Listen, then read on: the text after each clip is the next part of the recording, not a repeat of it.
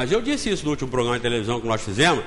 Não ensinam a verdade, porque se ensinar a verdade, as próprias religiões perdem o seu mando, perdem o comando, perdem o controle. Como o Papa vai ser infalível, vai ser o representante de Deus, se amanhã, na história da reencarnação, o sacerdote, o sacristão, o varredor do Vaticano pode ocupar o lugar dele. E ele pode vir para o lugar do sacristão, ele pode vir para o lugar do faxineiro. É o processo da evolução. Como vão aceitar isso? Como vão aceitar que aquele anel que diz dizer de Pedro vai passar para a mão de um faxineiro, de um gari, de um escravo, que numa outra encarnação poderá ocupar lugares de destaque na sociedade? Quando? Nunca, nunca. Então, a troco de desgraçar a humanidade, e em troca de se manter no poder e no comando, que se desgraça a humanidade. E nós ficamos todo mundo dizendo, sim senhor, sim senhor. O Espiritismo vem ensinar, não façam isso, não aceitem porque está escrito, mas estudem, pesquisem, raciocinem, pensem, desenvolvam o pensamento a respeito de tudo e sejam seguros. Eu creio porque eu sei que é assim, porque o meu raciocínio me levou a esta conclusão. E se amanhã, esteja sempre aberto, para se amanhã vir uma prova contrária àquilo que você achava que era, você passa a esponja imediatamente no que você achava e incorpora o que veio e é realmente superior àquilo que você achava. Não porque lhe disseram, mas porque você chegou à conclusão. Nós temos que estar sempre humildemente procurando aprender. Faz parte da sabedoria a humildade, que só aprende quem é humilde. Quem não é humilde acha que já sabe tudo, e que é isso e está acabado. Nunca é assim, nunca é assim. Então pensem bem nisso. Raciocínio. Quando tiverem dúvida, como eu digo sempre, voltem para Deus. Se ponham no lugar de Deus e pensem assim, eu faria desse jeito? Aí vocês vão ver, não, eu não faria desse jeito. Aí você fala, mas então ele faria? Então ele também não. Então você está mais sintonizado com ele do que aqueles que estão dizendo que aquilo ali é a vontade de Deus. A criancinha nasceu cega, nasceu paralítica, nasceu com uma série de distúrbios. Foi a vontade de Deus? As igrejas dizem que sim, é um mistério, Deus sabe o que faz. Aí você venha para Deus, largue o que diz as religiões e venha para Deus. Se coloque no lugar dele e pense, eu com o poder dele, com a sabedoria dele, faria assim? Você vai falar, não. Então ele também não. Aí você está direto com ele.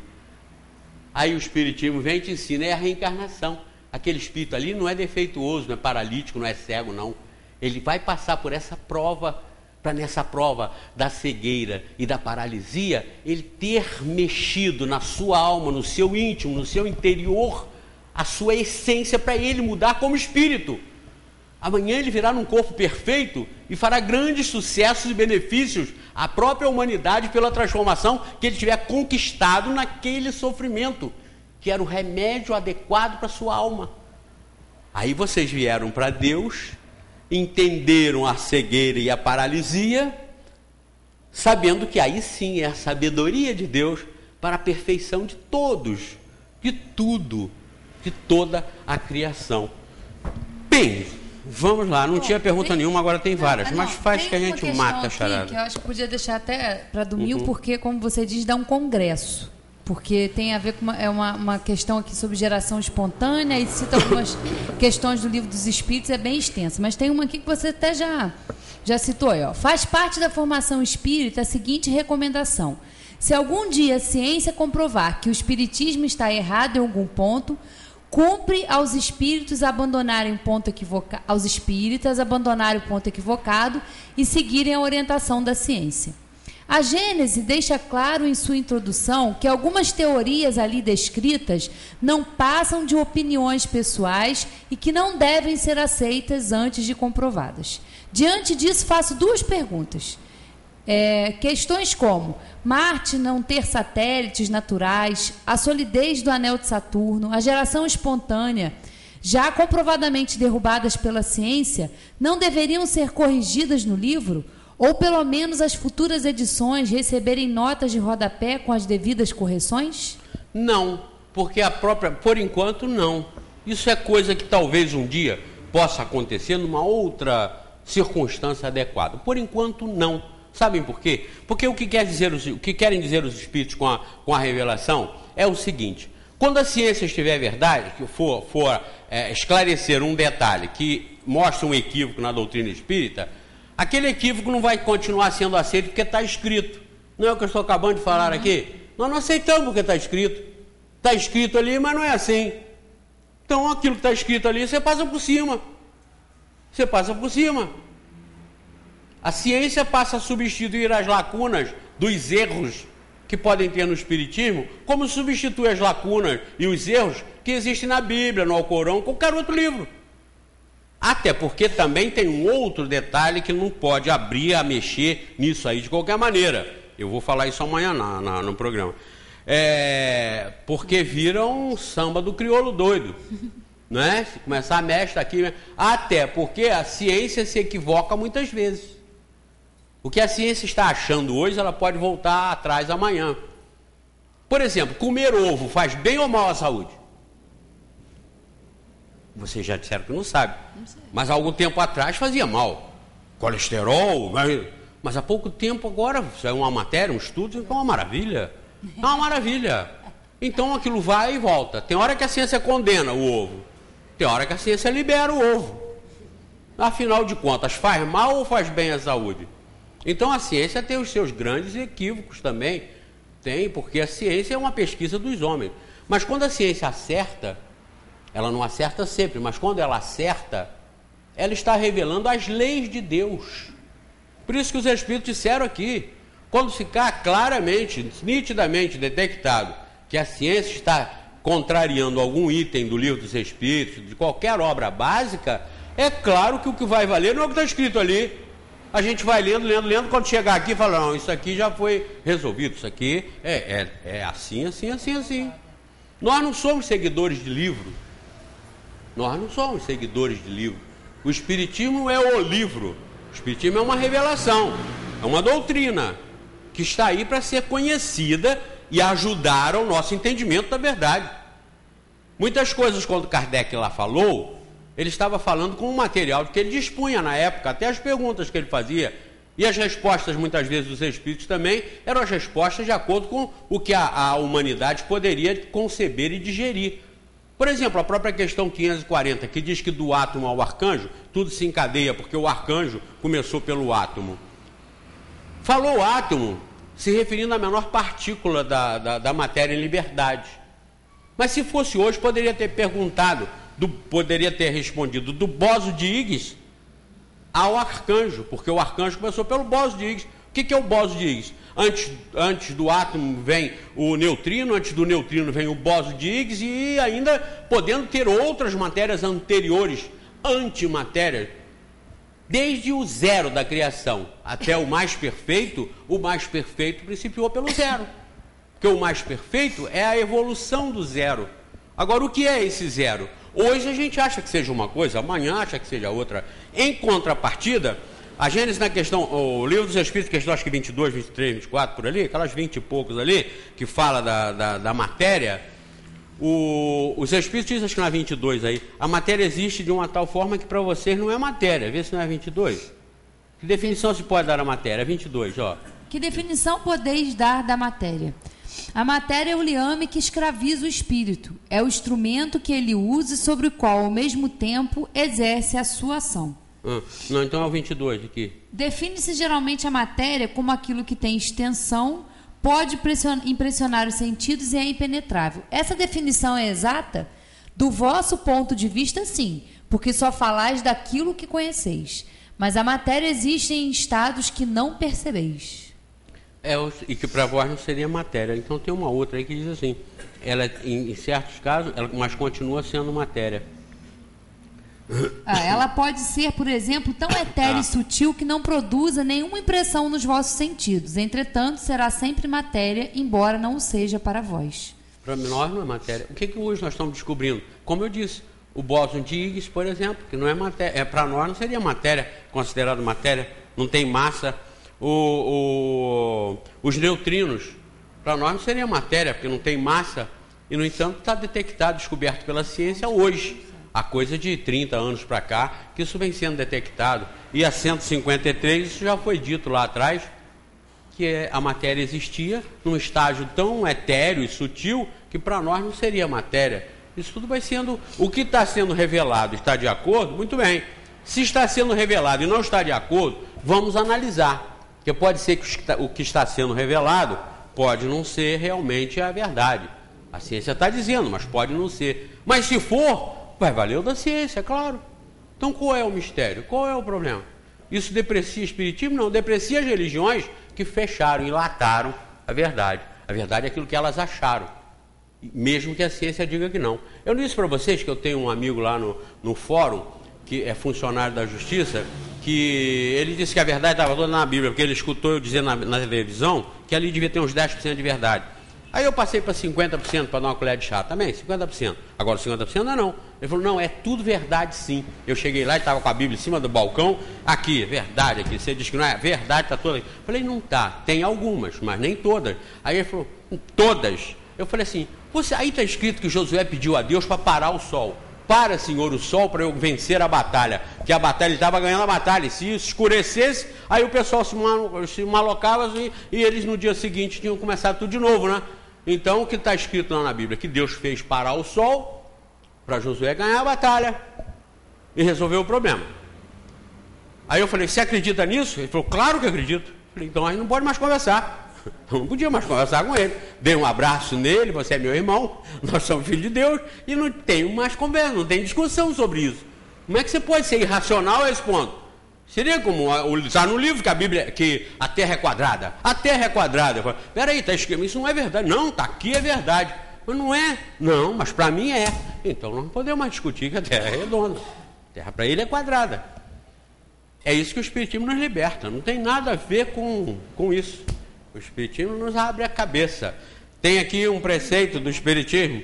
É preferível rejeitar 10 verdades, evitando aceitar uma única mentira. Olha que doutrina. Olha que espetáculo. Que maravilha, como diz a Valéria. Hein, Valéria? Tem mais o quê? Quais são as outras que eu remato? Se a Gênese contém teorias pessoais, independente de serem de Kardec ou dos espíritos, podemos entender com isso que a Gênese não passou pela universalidade do ensino? Tudo são opiniões pessoais. Inclusive as revelações que os espíritos trazem são aquilo que eles entendem e entenderam até um determinado momento em que foi revelado. O que nós temos que fazer, essa universalidade, por exemplo, não poderia haver na época uma universalidade de conscientização humana a respeito de revelações que estavam muito além de todas a possibilidade da humanidade entender.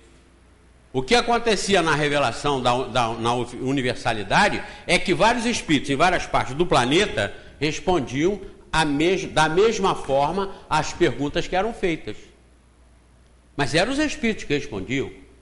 Leiam, quem perguntou, leia a questão 613 do Livro dos Espíritos, 613, que lá no final ele diz que cada espírito tem também o direito de dar 613. É grande? É. Mas está aqui no final, mais ou menos.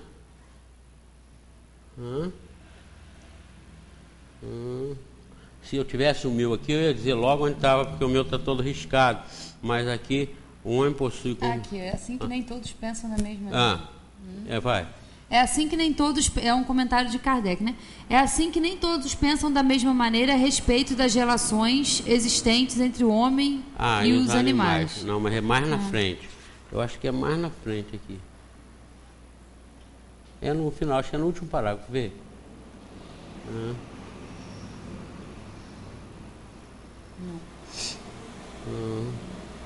603 mesmo?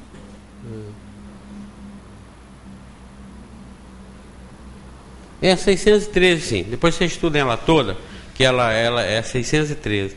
Ela vai falar sobre a opinião que cada um tem a respeito das coisas, que cada grupo tem a respeito das coisas. Opinião de acordo com a evolução. Verdade é indestrutível. Verdade é sempre eterna. E o Espiritismo vai ser sempre um compêndio, um código das verdades.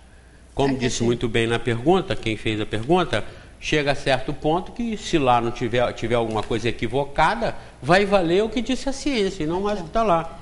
Vai. Aqui, o ponto de partida do espírito é uma dessas questões que se ligam ao princípio das coisas e estão nos segredos de Deus. Não é dado ao homem conhecê-los de maneira absoluta e ele só pode fazer a seu respeito meras suposições, construir sistemas mais ou menos prováveis. Os próprios espíritos estão longe de tudo conhecer e sobre o que não conhece podem ter também opiniões pessoais mais ou menos sensatas. E uma particularidade sobre a Gênese. A Gênese não foi ditada em sua totalidade pelos espíritos. Tem opiniões ali, tem desenvolvimento de pesquisa, de estudos do próprio Kardec. Isso em nada estremece o espiritismo. Porque a estrutura do espiritismo é sempre a verdade. Se na Gênese tiver alguma coisa que não esteja batendo, até porque sempre eles alertam na Gênese que isso se trata de uma hipótese. Nunca tomar essas palavras como a definição. Está escrito, está sempre alertado. O espiritismo é extremamente honesto, extremamente ético e, acima de tudo, a verdade. Dizem até, tem um sábio que dizia o seguinte: paz quando possível, verdade sempre, a qualquer custo. Então a verdade não pode abrir mão, não pode negligenciar, nem pode desviar do rumo, do roteiro que deva ser seguido. Até a paz, se for possível, paz. Mas se não for possível, a verdade a qualquer custo, ainda que a verdade cause um certo rebuliço, um certo embaraço que perturbe a paz, como Jesus perturbou a paz. A paz dos fariseus, a paz dos que mandavam, dos sacerdotes, foi perturbada por Jesus, que trouxe a verdade. E a verdade de Jesus estremeceu tanto a paz predominante, essa paz entre aspas, que fizeram com ele o que fizeram, e vocês sabem aqui, muito bem. No capítulo aqui, no capítulo 11 da Gênesis, tem aqui, hipótese sobre a origem do corpo humano. Aí tem um pedacinho aqui que diz o seguinte, fique bem entendido que aqui não se trata senão de uma hipótese, a qual de modo nenhum é formulada como princípio, porém oferecida apenas para mostrar que a origem do corpo não prejudica o espírito, que é o ser principal, e que a semelhança do corpo do homem com o corpo do macaco não implica na paridade entre seu espírito e o do macaco. Sim. Que aqui vem falando. Então eles, são muito claros quando eles dizem hipótese, eles não estão fechando questão sobre as coisas, né? Na época, o que eles tinham, né? Aqui já teve um evangélico que fez essas contestações também uma vez comigo, né? Eu falei, não tem problema nenhum, você acha que isso aqui não é bom? Isso aqui não está de acordo? Isso aqui é de Satanás? Sim, acho. Então fique com a sua Bíblia. É filho de Deus do mesmo jeito. Tem as mesmas funções e obrigações no planeta e numa sociedade humana de que participa. Não vai ser religião e livro que vai salvar ninguém, que vai resolver o problema de ninguém. Vai ser sim a sua concepção e o rumo que você tomar em relação à sua própria transformação. É isso que nós temos que fazer. É isso que nós temos que fazer. Agora, com certeza a pessoa que faz a pergunta tem bastante jabuticaba no cesto. Eu já não tenho tantas. Eu já não estou mais entrando nesses detalhes, porque se você analisar, você supera tudo isso. Não nos interessa se inclusive o próprio espiritismo está errado. Aliás, não está, não. Não pense que eu estou frouxando, não. Assiste o programa na televisão, vocês vão ver que eu não estou frouxando. Assiste, vem o domingo. Domingo eu vou falar com certeza sobre isso. Eu não estou frouxando, não. Mas nós temos que ter a maleabilidade de aceitar as coisas, de entender as coisas. Você não vai chegar para um evangélico lá na porta da igreja, seja ela qual for, e falar com ele, não, meu irmão, é reencarnação, você tem que aceitar a reencarnação, porque a reencarnação é a obra de Deus mais benéfica, mais salutar, mais justa. Não, você não tem que fazer isso. E nem tem que lamentar que eles lá estejam. Não, é o direito que todos nós temos. Faz parte da nossa cidadania do universo. Nós crermos no que quisermos, nós sermos o que quisermos. No final das contas, isso é universal. cada um vai sofrer as consequências da sua maneira de pensar e da sua maneira de sentir. Se está pensando errado, se está equivocado, esse equívoco vai levar qualquer um a sofrer as consequências de ter sido enganado, de ter pensado errado. Mas as reencarnações e a eternidade do espírito vão dar o tempo necessário para que cada um volte atrás, se repare, se conserte e continue evoluindo. Olha que lindo, olha que legal, olha que maravilha. Não tem ninguém perdido, nem nesse mundo, nem fora dele. Ninguém perdido. Todos nós estamos muito bem achados. Todos nós estamos muito bem achados. Só temos que procurar dominar e resolver o nosso problema, o nosso próprio problema. Não é? Venham domingo, que Deus nos abençoe. E continuem pensando,